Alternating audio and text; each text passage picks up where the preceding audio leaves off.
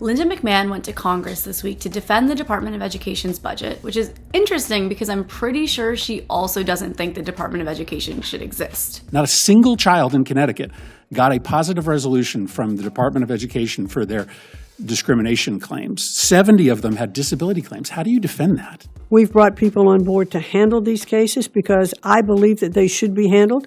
We should be dismissing these cases. We should be finding resolutions to them. We are, in this budget, have more money to hire more lawyers. This budget proposes a 35% reduction to the Office of Civil Rights, and so that's my final question. No, but it is a budget of increasing dollars for civil rights, and we are hiring more lawyers. No, it's not. This budget has a 35% proposed reduction for the Office of Civil Rights. This is the move they always run. The Trump administration is constantly lying to your face and hoping you just don't notice. Senator Murphy, in front of McMahon, fact-checks her about the budget, and she still doesn't admit that she was lying. This budget cuts the Civil Rights Office by 35%. What should make you furious about this is that we are not a country that is out of money. We don't need to make these cuts. But of course, this administration will always cut the things that can actually help you. Things like the education budget and healthcare and Medicare and food assistance. But they will find billions for wars abroad and bombs and tax cuts for billionaires. The proposed budget cuts the Office of Civil Rights down from $140 million to $91 million.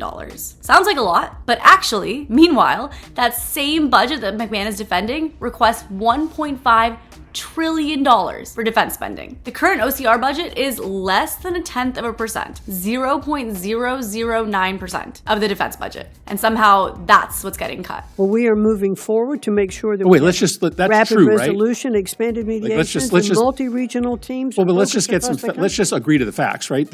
You will agree that this budget you're proposing to reduce funding for the department by 35%. No, I'm not agreeing to that. But here's what I'm saying. We are bringing back lawyers. We are hiring new lawyers to address this backload. And so we are addressing them for rapid mediation, expanded resolution, and multi-regional teams that we've now put back in place. So addressing the issues that happened in the past.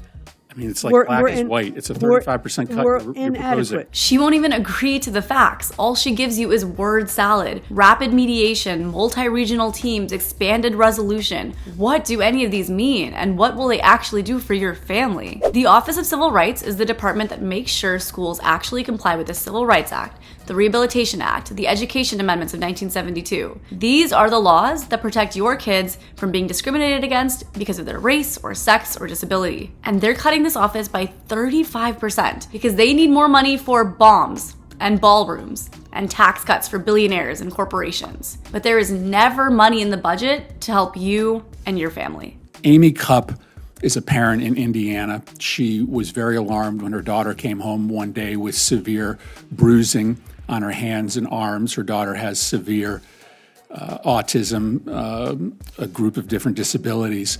What she came to find out is that the school that her daughter was at had been restraining and secluding her daughter. And when you were sworn in, their case ended. They were given a notice that the Chicago field office was shut down and that there would be no further processing of their case.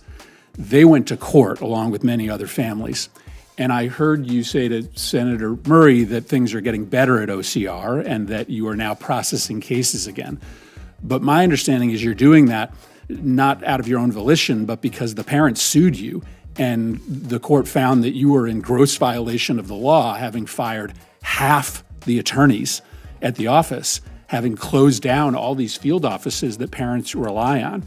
So what was going on in 2025? I mean, why did you decide to shut down these field offices, to illegally fire half the attorneys? I hear you and want to believe you that things are going to get better, but obviously you spent an entire year trying to eliminate the functions of this office. I will say it over and over and over again. This administration does not care about helping you, and they prove that in every single action that they take that directly harms you and your family. In this instance, it's firing lawyers at the Office of Civil Rights, which shut down cases about special needs students all over the country. In another instance, it's cutting $1 trillion from Medicare, which directly affected your healthcare and shut down rural hospitals all over the country. In another instance, it's allowing the ACA subsidies to expire, which shot up healthcare premiums for millions of Americans. Over and over again, the Trump administration shows you that they do not care about you and they do not care about your family. But let's hear directly from McMahon on what she thinks her cuts to the Department of Education will do for you. The Department of Education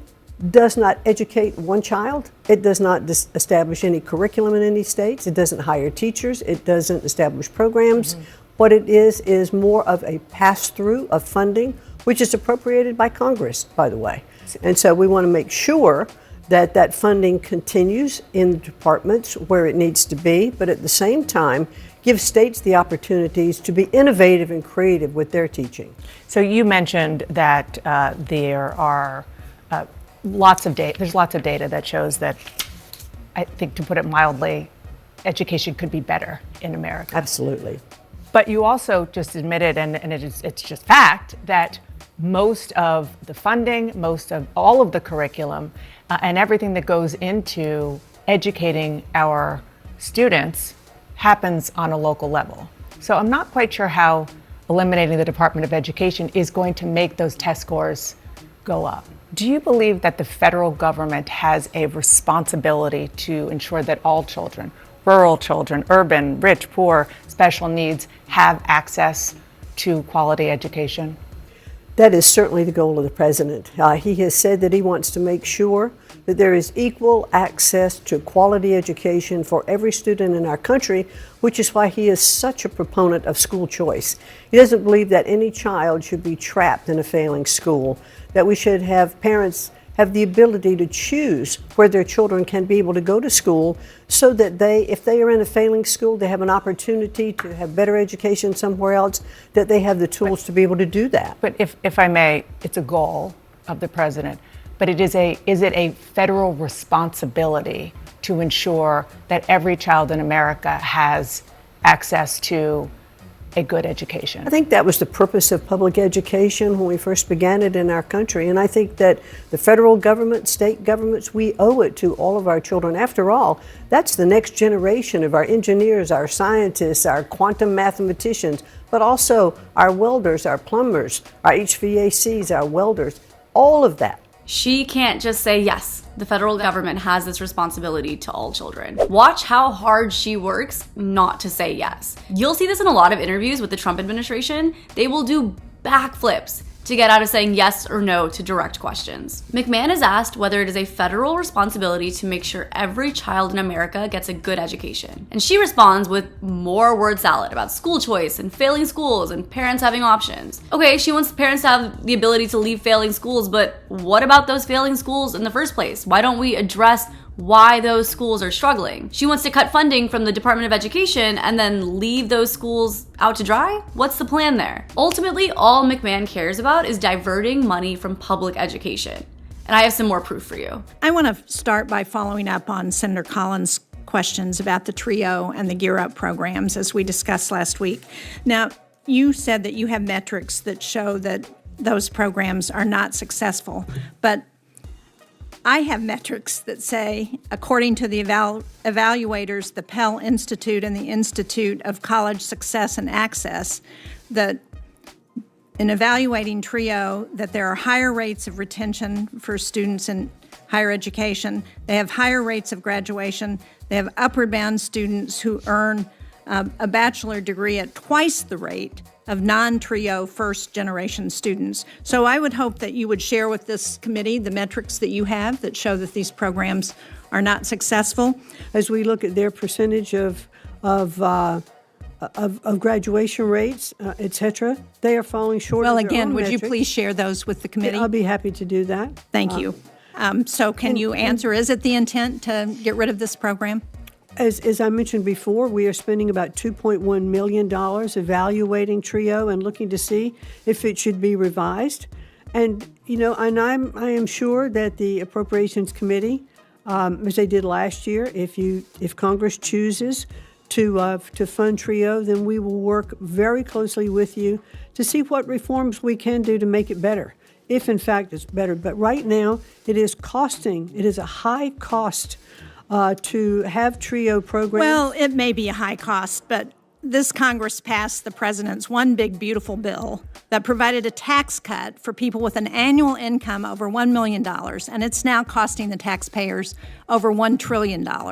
And there it is, right at the end there. Apparently these programs are too expensive. In case you don't know, TRIO is the program that helps get first-generation low-income kids into college and helps keep them there. The total cost for the two programs they're talking about, TRIO and Gear Up, is about $1.6 billion a year. Apparently that's too expensive, but again, that same budget that McMahon is talking about requests $1.5 trillion for defense spending. A full year of the TRIO program costs less than what they're spending in one day at the Pentagon. Or let's look at the war in Iran, which costs $1 billion a day. For the same cost as literally just 2 days of this war, we could fund the entire TRIO and Gear Up programs for a full year. But somehow we have the funding for the war abroad and bombs abroad, but we don't have the money to fund these programs that help get low-income kids into college. That's how the Trump administration's priorities are shaking out. I don't think the solution to helping kids who are falling behind is to destroy the Department of Education, but I know you and the president seem to think that that is the solution. I think that's kind of stunning because I hear from teachers and parents in my state, hey, you know what I really need? Less funding? I just don't hear people saying that. I don't hear people saying, I really wish the federal government would do less to help student borrowers. But that is what you are proposing in this budget, tearing down the Department of Education even more. Why? So we have more money to throw at the Pentagon, trillions of dollars, $500 billion.